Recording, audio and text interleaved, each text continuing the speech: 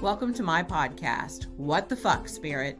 If you made it past that name, this is going to be the podcast for you. This is going to be a no holds barred, no bullshit, open and honest conversation with Maria Leggett, and that's me, about all things spiritual. It's time to begin talking in an open and honest way about what spirituality is and what it is not.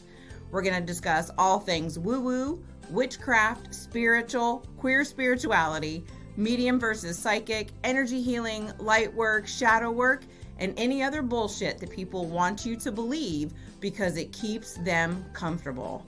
It is time for you to grow. Let's go. All right, y'all.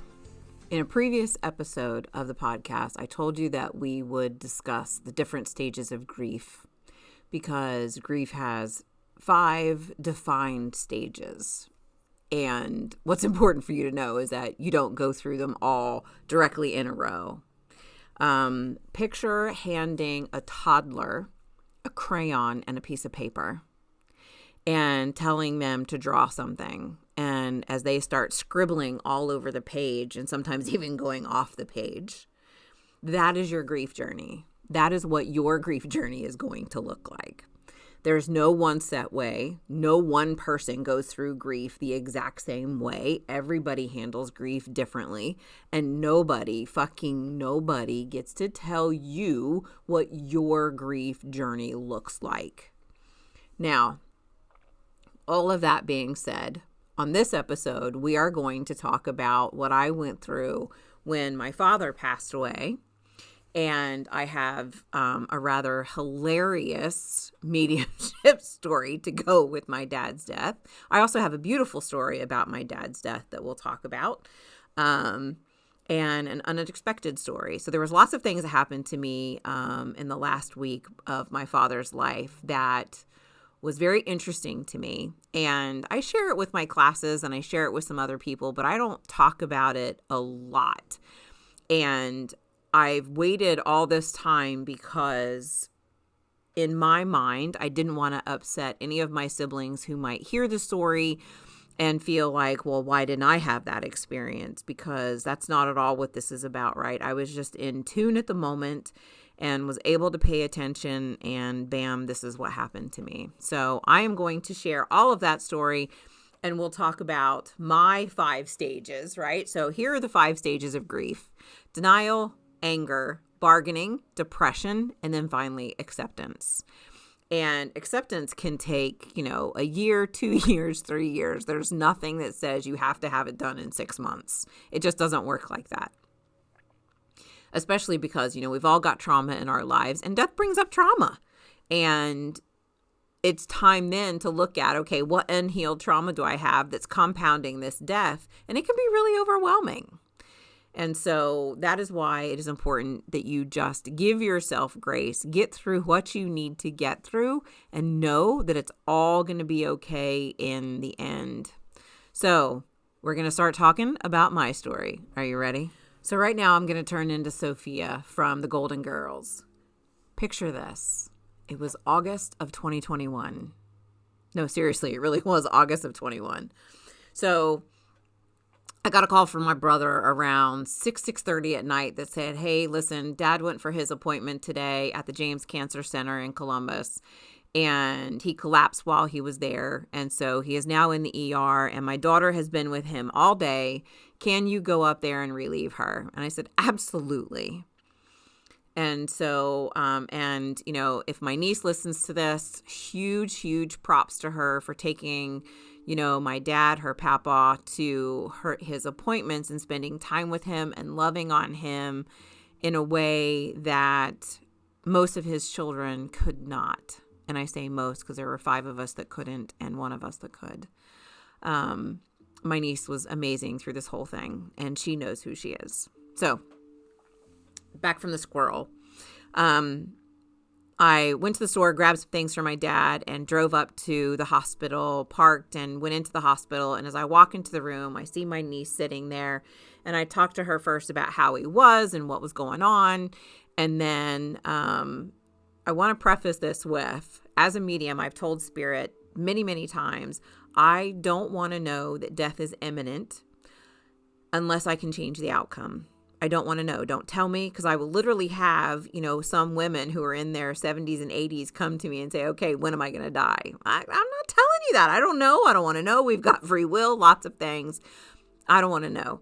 Death is one of those things I just don't fuck with. So I, finished my conversation with my niece, and I turned my head to the left, and the room was all dark because this was late at night. It was like 7:30, 8 o'clock by the time I got there. And the room was darker because my dad was really tired and wasn't feeling well. He'd had to have a blood transfusion. He had been diagnosed with AML, which is acute myeloid leukemia. And so he was at the specialist that day to find out whether or not he had the right type of leukemia so that they could generate something based off of his blood cells that would kill the leukemia.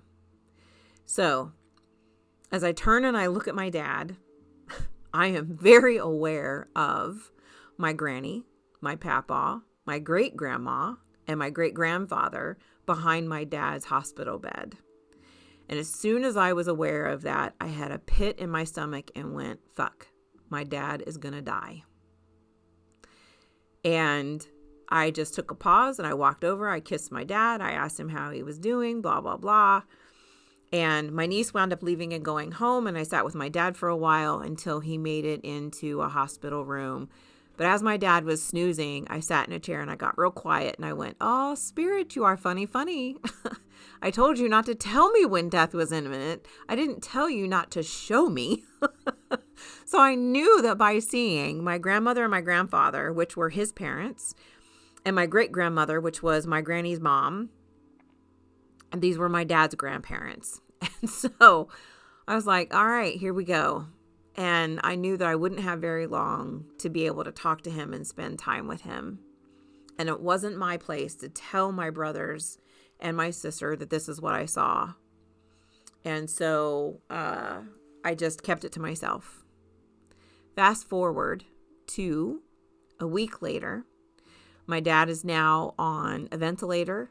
And it is time for him to come off of the ventilator, and we're ready to let him go. We're all in the hospital, and Dad gets taken off of the ventilator, and we're all in this room, and there were a lot of us. We all spend time, listening to music and telling stories about Dad and talking about Dad. And now let me preface this with, I was not super close to my dad.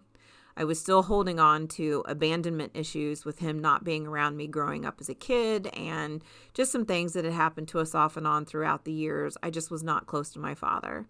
And I share responsibility in that, and I own it. And my dad shared his responsibility, and he's owning it now. They asked me, is there anything that I would know that would help people to pass away? Because once Dad was off the ventilator, he did not go quickly. It took him quite a while.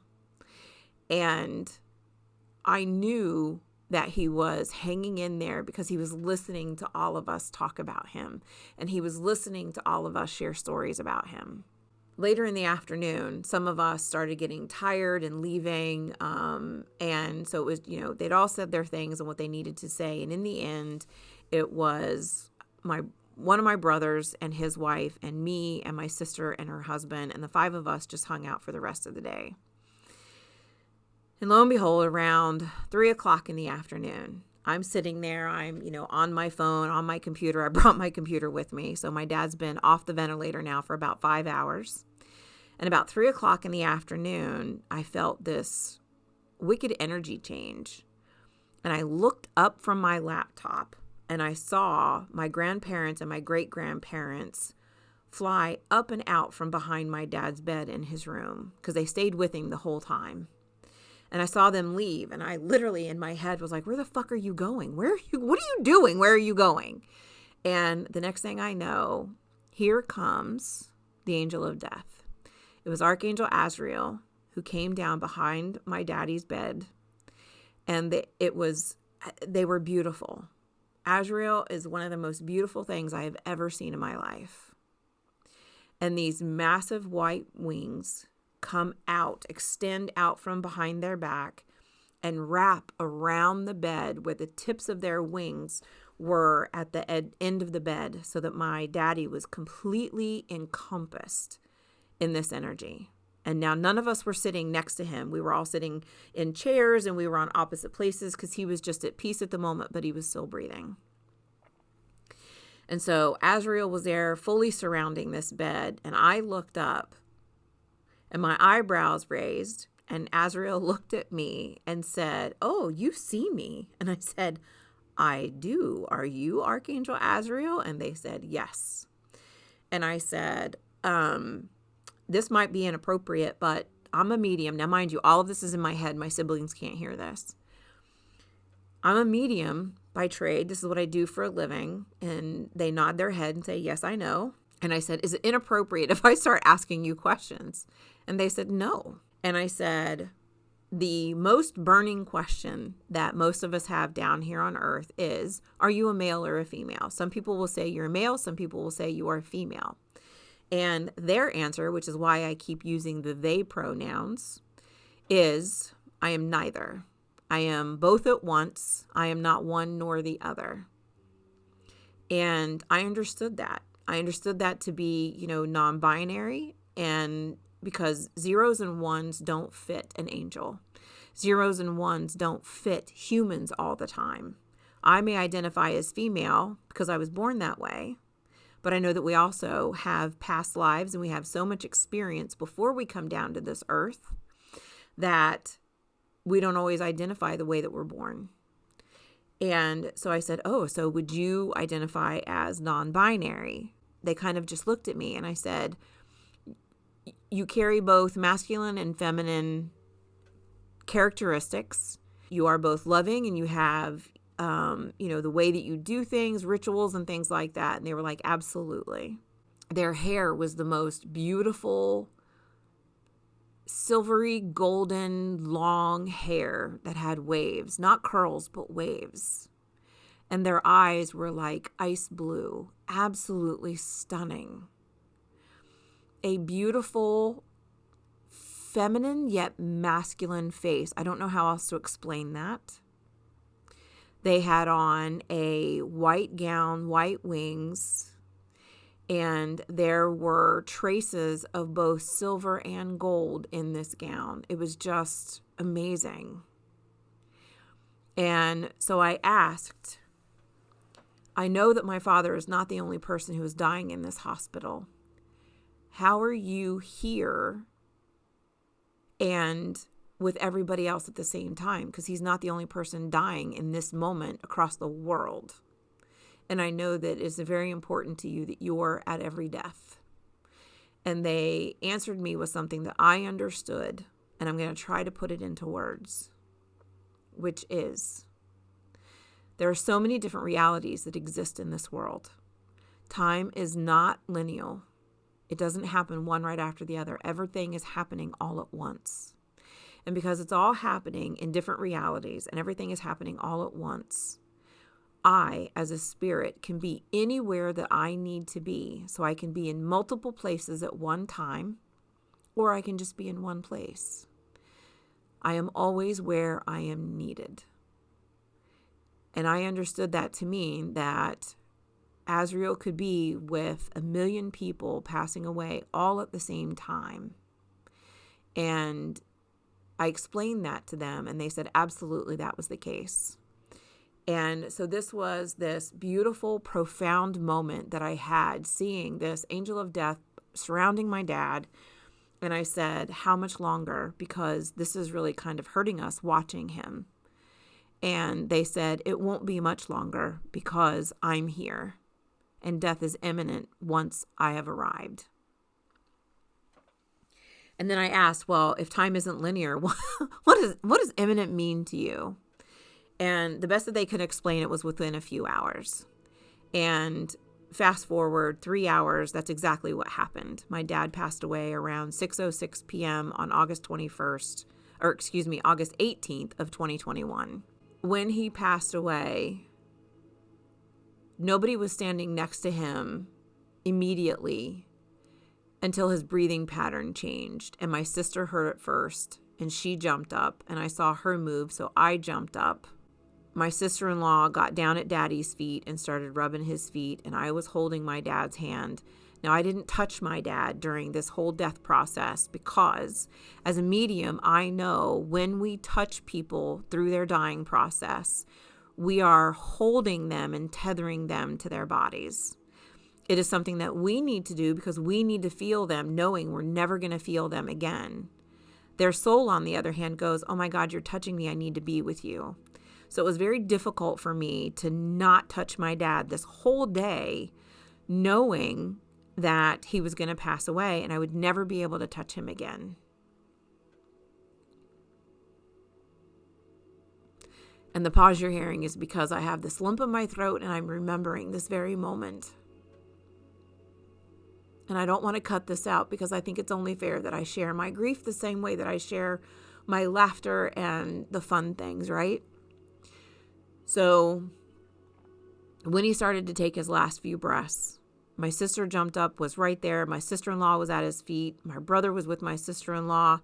My sister's husband was right next to her, supporting her. And I took my dad's other hand because now I felt comfortable enough. I knew he was separating. His soul was separating from his body. And all I heard was, and then he was gone. And I knew it. I could feel it. I felt his soul leave his body. And of course, in this moment, I am so deep in grief. I'm not thinking anything metaphysical. And of course, then came all of the doctors coming in because the machines were all shut off already, the sounds, so that we didn't hear anything. And so doctors come in and we did all the thing. And then about 6:45, my brother and I and my sister-in-law said, all right, we're leaving, we're done. And so my sister stayed there to sign the papers and do whatever she needed to do with my brother-in-law. And my brother and I walk out, and this is where the fun story begins. And so we're going to go from grief to me laughing hysterically. But I swear to you, this story is true.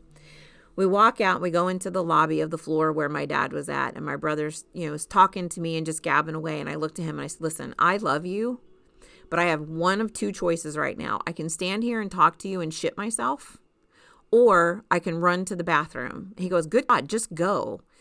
Now, there's a thing called detoxing, right? Where your body is finally letting go. Well, I had been holding on to all this grief, knowing, I'd been to visit my dad several times during the week because it was still part of COVID and we weren't allowed to all be there at the same time except at his death. And so we were all taking turns off and on to go see him. So I go running to the bathroom because now my body is letting loose and I can feel it rolling through. And I'm like, oh my God, I'm barely going to make it. I go running into the bathroom. I slam the lock and I go running over, and I'm going to get real graphic here just because it's part of the fun. And I start to pull my pants down and I have things flying out of my body before I ever even hit the seat. No sooner does my behind hit the seat, I hear, whoa, this is so cool. I'm telling you, I almost fell off the goddamn toilet. I am so grateful that handicap rail was there. I grabbed the rail and I stopped myself from falling off of the toilet while I have things coming out of my body. And I look to the left and there's my dad. There's my dad. He's only been dead like 40 minutes. And there's my dad while I'm in the bathroom. And I looked at him and I went, what are you doing? And he turned around and he looked at me. Now, mind you, my dad looked the way that I saw him when he was like in his 40s. So he did not look like an 80-year-old man with no hair and a big belly. He looked like a good-looking man with hair and nice clothes in his 40s. And I said, Daddy, what are you doing? And he kind of squinted his eyes at me and he looked at me and he goes, oh, you really can see me. You really can do this. Now, here I am. My dad's only been dead 40 minutes, right? And I've got all kinds of things coming out of my body. And the realization hits me. He fucking never believed I was a medium. And I said to him, for real, Dad? Like, you just died and now you're going to tell me that you didn't believe in what I was doing? And he kind of just shrugged his shoulders and lifted his hands. And I was like, for real, dude? Seriously, this is what we're going to do right now. And I go, okay, Dad, look, here's the deal. Now that you're on the other side, you need to understand there are rules to this game, my friend. And that means you don't get to visit me when I have my pants down with things coming out of me and I'm in the bathroom. Oh, I changed your diaper. I wiped your ass. I've seen it all. And my dad was a nurse, right? So my dad's seen lots of naked bodies. I said, Daddy, I don't care. This is my right. I have to be able to go to the bathroom without having you here. And he's like, fine. And he disappears. So I wind up cleaning myself up, cleaning the bathroom, washing my hands, and leaving. I get down to my car, and my phone had been on Amazon Music on a Frank Sinatra playlist. And we had listened to that because my dad loved Frank Sinatra. So we had listened to that playlist while he was dying. So I know what my phone was on when I shut it off. I got into my car, plugged in my phone, and up comes my playlist, not Frank Sinatra, but my own personal playlist. And the song was We All Come From the Goddess. And the song goes, we all come from the goddess, and to her we shall return. And that song popped up, and I said, seriously, Daddy, already? You are messing with my phone and my music. And I could hear in my ear, this is really cool. I'm enjoying this. And I said, dude, listen. He goes, oh, come on. And I was like, all right, fine. So I pull out of the parking garage, and I wound up pulling out like at about the same time that my brother was pulling out. And we left the hospital and we got on 70 at the same time. Now, mind you, this hospital is an hour from where I live and probably an hour from where my brother lives. And we were driving down 70. I shit you not. My poor sister-in-law, I thought she was going to have a heart attack. My brother and I were racing. Now, mind you, I'm not going to say I'm ashamed about it, but I'm admitting to it. We were racing down the highway doing about 90, 95 the whole way, in and out of traffic, seeing who could win. And that was how we started to deal with our grief. That was how we started to deal with our dad passing away. We are racing at 90, 95 going down the highway. And it was just an absolutely interesting experience. So my biggest piece was denial. There was a lot of denial in grief for me. Lots and lots of denial. And so I am going to end this podcast with me being in denial. My dad's not dead. My brother and I are racing, but there's so much more to this story, and how I dealt with the bargaining, more of the denial and things like that. And we'll get into that into another podcast. I want to keep these short and sweet so they're interesting and you're engaged. So stay tuned. If you would like to learn how to talk to your crossover loved ones, join my class, Ignite Your Intuition, on my website, marialeggett.com. It is an amazing class. It is one that I used to run live, and I've been able to record it so that you can do it at your own pace. It is a 1-month module. It releases one module a week for 4 weeks, and there is so much information contained in this class. So many questions get answered, and it is truly beneficial to everyone. And as a bonus, because I believe so much in this class, you get 4 live sessions where you can participate with a graduate of my class who is also a professional medium, with Carol Elizabeth. And Carol will walk you through learning how to work with some of the tools that we present in the class. So I look forward to hearing from you. I would love to see you in the class. Have an absolutely wonderful rest of your day, and may you have the day that you deserve.